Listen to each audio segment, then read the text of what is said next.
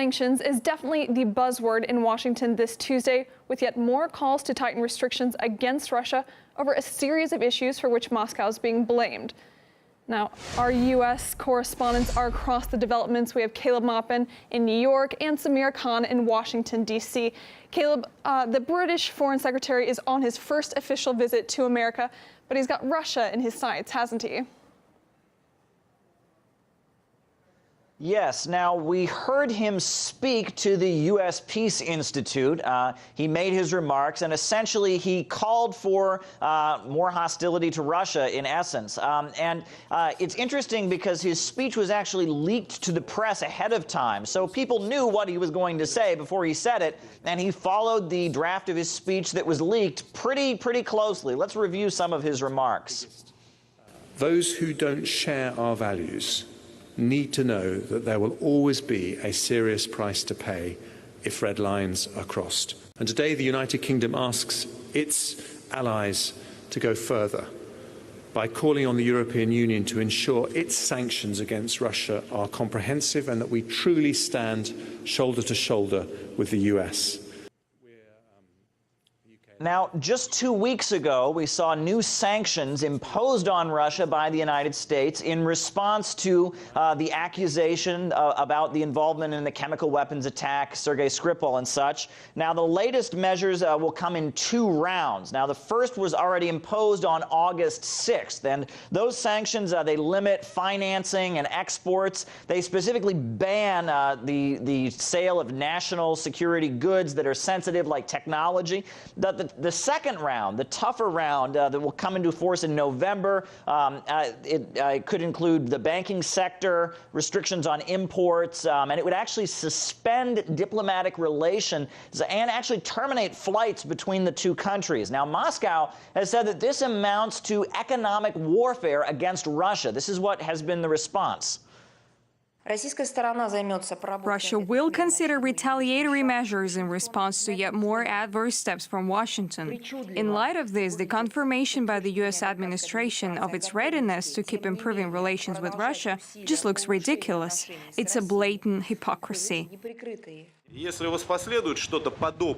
something follows, something like a restriction of the operations of Russian banks or the use of foreign currency, it can be called for what it is, a declaration of economic war.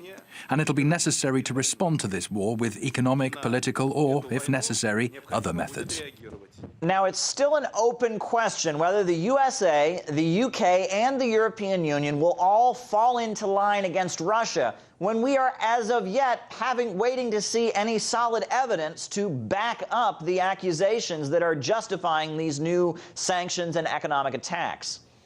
Caleb Maupin reporting live from New York. Thank you for that update. Now, meanwhile, the U.S. Treasury has frozen millions of dollars worth of Russian assets. Our Washington correspondent Samir Khan has more on that. Samira, it's getting harder to keep up with the rate of sanctions Washington's imposing. What do we know about this latest statement from the Treasury? Well, the Treasury Department did explain it all in its statement, saying that these efforts had been taken in order to counter Russia's efforts to challenge the U.S. and its allies, listing a few examples, including the occupation of Crimea, subverting Western democracies, enabling the Assad regime, just to name a few. Now, in the statement, the Treasury Department also reiterated how well their sanctions have been going, saying, quote, "The Treasury's Russia sanctions program is among our most effective and impactful. Since January 2017, this administration has sanctioned 217 Russian-related individuals and entities for a broad range of activities." Check out what else was said. The breadth and brazenness of Russia's malign conduct demands a firm and vigorous response. Our actions are imposing an unprecedented level of financial pressure on those supporting the Kremlin's malign agenda and on key sectors of the Russian economy. Though Russia's malign activities continue, its adventurism undoubtedly has been checked by the knowledge that we can bring even more economic pain to bear using our powerful range of authorities, and that we will not hesitate to do so if its conduct does not demonstrably and significantly change.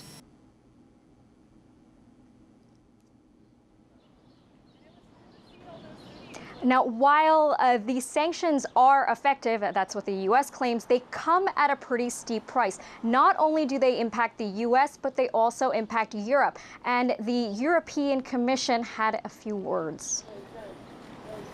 Of course, US policies are impacting on German foreign trade. Individual companies are grinding their teeth and are severely affected. German companies fear a short-term loss of ongoing business operations worth hundreds of millions of euros. Furthermore, the short-term termination of contracts with suppliers, for example, could lead to production losses along the entire production chain, since a replacement of equal quality has to be found first. America first cannot mean that Europe's interests come last. The fear is that American policy would restrict the behavior of European companies and impact energy policy making within the EU. Europe's energy supply is a matter for Europe and not the United States of America. Even though Trump says that he wants to improve relations with Russia, it seems that Washington doesn't really want that to happen.